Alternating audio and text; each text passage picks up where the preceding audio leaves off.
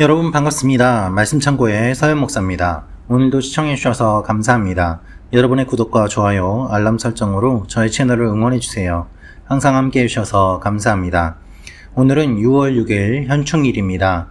나라를 위해 목숨을 바치고 또한 나라를 사랑하는 마음을 우리 후손들에게 남겨주신 순국 선열들을 기억하고 기도합니다.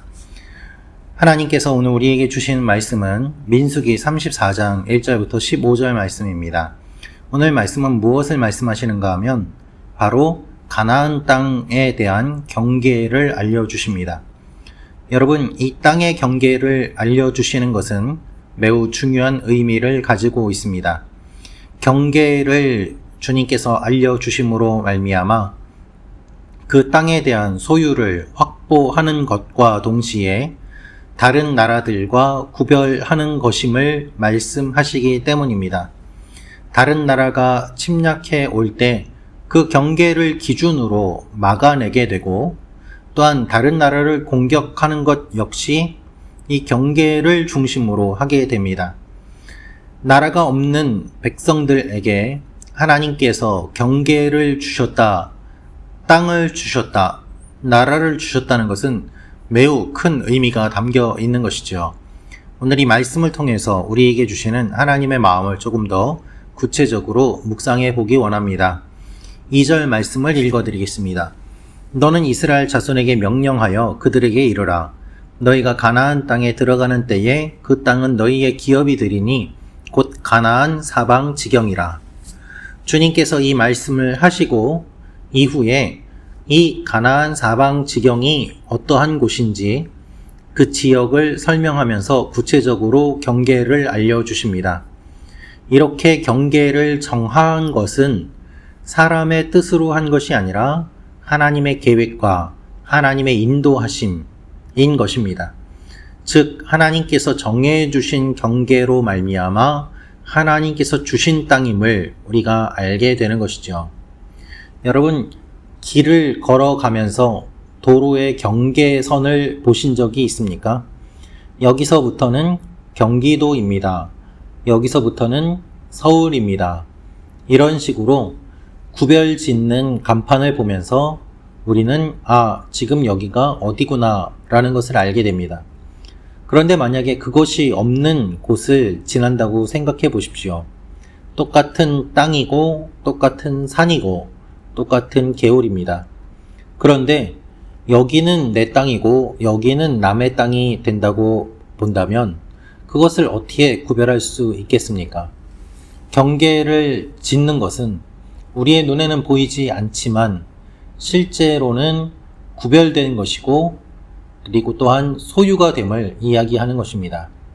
하나님께서 우리를 어떻게 지어주셨습니까? 우리를 거룩하게 지어주셨습니다. 우리는 구별된 존재입니다. 그래서 여러분, 우리가 이 땅을 살면서 보면 예수 믿는 사람이나 안 믿는 사람이나 다 똑같은 사람입니다. 겉으로는 구별되지 않습니다. 그러나 속으로는 구별됩니다. 천국 백성과 그렇지 않은 백성으로 나뉘게 되고 하나님께서는 하나님의 백성들을 내 백성이라고 불러주시는 것입니다.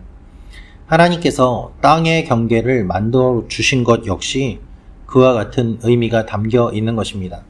하나님의 백성들이 사는 곳을 주님께서 구별해 주셨고 또한 살 수 있도록 예비해 두셨습니다. 이것을 기억하시길 바랍니다. 재판을 보면 재판 가운데서 서로 땅의 경계를 두고 재판하는 경우들이 있습니다. 말뚝을 박았는데 그것이 1m 남의 땅을 침범하였다고 하여서 고소를 하고 그 땅의 권리를 회복하려고 하는 일들이 일어납니다. 그만큼 땅의 경계라는 것은 매우 중요하고 의미가 있는 것이죠. 제가 예전에 북녘 땅 근처까지 가본 적이 있습니다. 그 경계선을 가서 보니까 여기까지는 중국 땅이고 저기서부터는 북한 땅입니다 라고 가이드분이 이야기를 해주시더군요. 다리를 건너는데 그 다리를 한 가운데 두고 여기까지는 중국 땅, 저기서부터는 북한 땅, 이렇게 설명을 하는 것을 들어본 적이 있습니다. 그래서 반장난 겸 한 발씩 넘어갔다 오는 그와 같은 일들을 관광객들이 하는 것을 본 적이 있습니다. 태국을 갔을 때도 역시 비슷한 경험을 하였습니다. 태국과 미얀마의 경계를 건너면서 다리를 하나 두고 여기는 태국, 여기는 또 다른 나라, 그와 같은 모습들을 보면서 경계에 대한 생각들을 떠올리게 됩니다.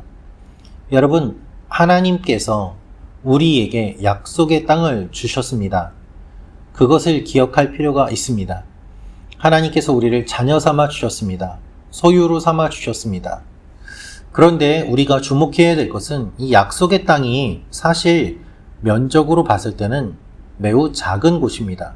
그 땅은 대한민국의 약 4분의 1 정도의 크기입니다. 인간적인 관점으로는 하나님이 주신 땅 치고는 너무 작고, 또한 애굽과 히타이트 제국 사이에 끼인 위험한 지역입니다.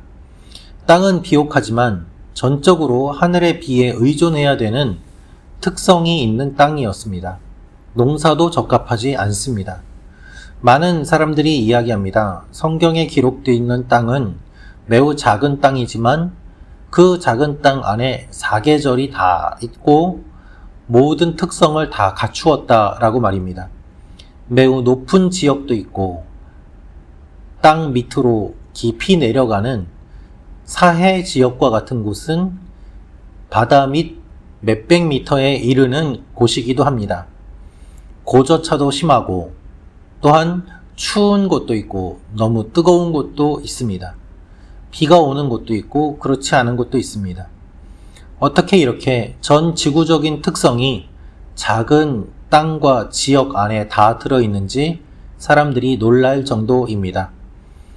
이것이 하나님께서 택하신 땅의 특징입니다. 하나님께서 택하신 민족의 특징이기도 합니다.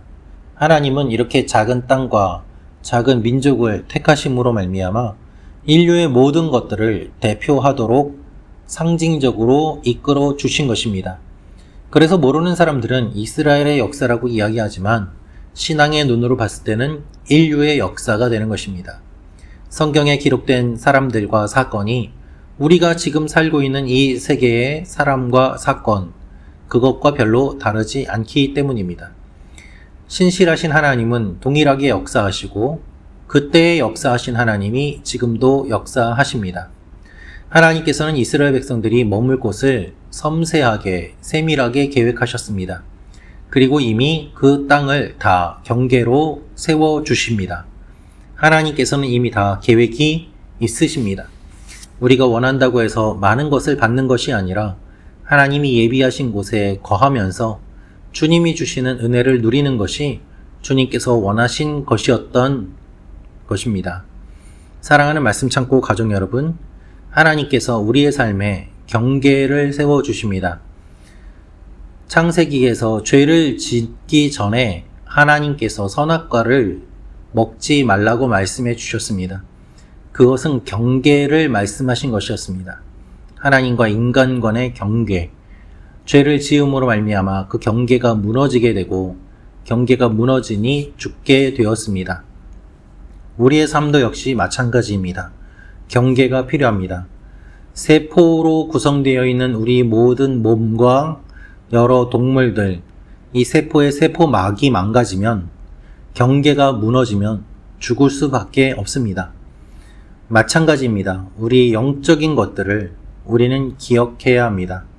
사랑하는 말씀 창고 가족 여러분, 우리의 신앙의 경계, 하나님이 주신 이 땅의 경계를 잘 기억하며 하나님 앞에 나아가는 여러분과 제가 되기를 원합니다.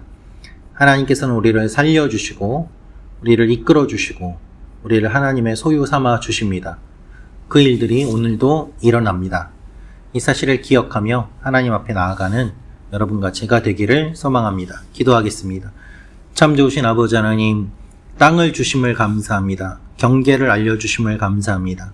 이 경계를 기억하며 적들이 우리를 공격할 때 쫓아내게 하시고 우리가 또한 세상과 타협하며 넘어가지 않게 하시고 하나님의 사람으로 세워지게 하시고 하나님의 영광을 바라보게 하여 주옵소서.